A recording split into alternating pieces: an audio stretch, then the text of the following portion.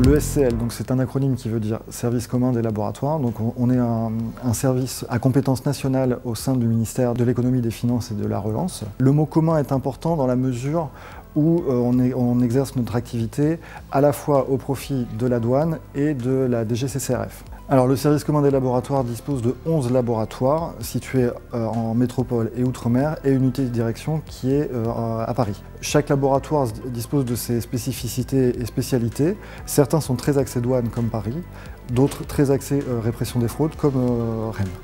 Alors, les gens qui travaillent au service commun des laboratoires sont recrutés essentiellement sur concours. La plupart d'entre eux sont des chimistes. On a aussi quelques biologistes et quelques physiciens.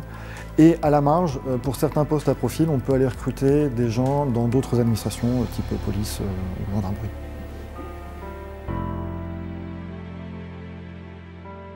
Ici, on est au service stupéfiants et médicaments. Ce sont les douaniers qui, lorsqu'ils réalisent des contrôles, font des prélèvements et nous les envoient au laboratoire pour analyse.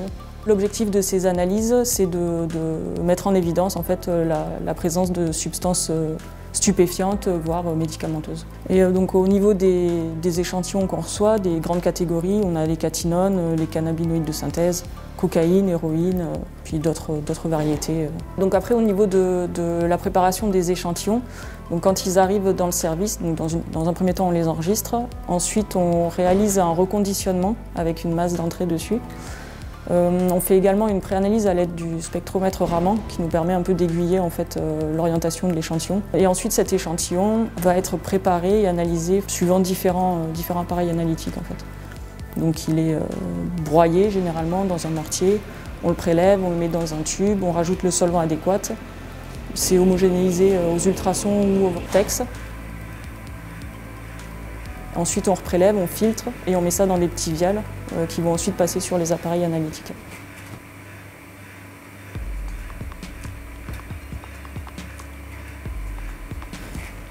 Cette préparation d'analyse d'échantillons permet en fait d'extraire en gros les molécules qu'on recherche et de les détecter ensuite via nos appareils analytiques.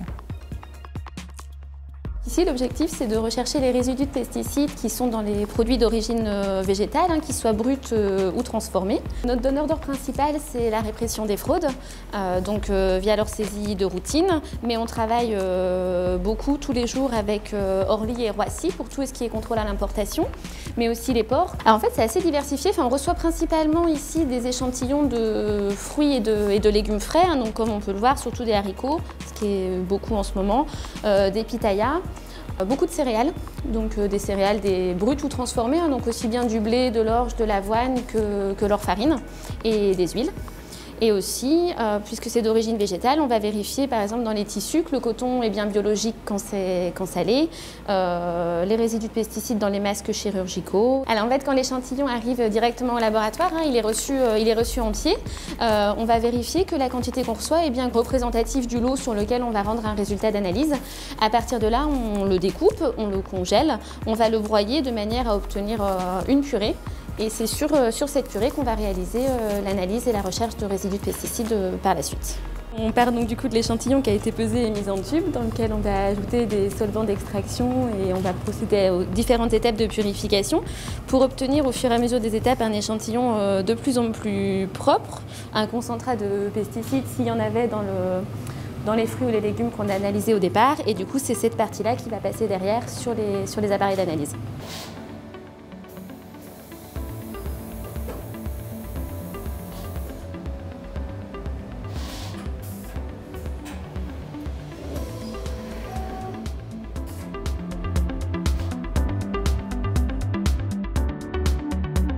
On a aussi un domaine qui s'occupe de l'analyse des métaux, bois, céramique et ivoire. Donc là, il s'agit essentiellement de l'analyse des métaux précieux, donc c'est-à-dire déterminer le titre en or d'un bijou.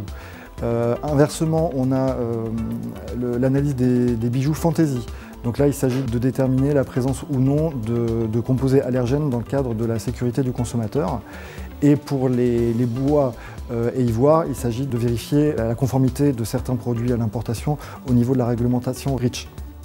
Les contaminants alimentaires et non alimentaires, donc il s'agit là de détecter des molécules qui peuvent être toxiques et qui sont produites naturellement dans le processus de cuisson, mais si elle est mal maîtrisée, peuvent se retrouver à des concentrations qui peuvent être nocives pour les consommateurs.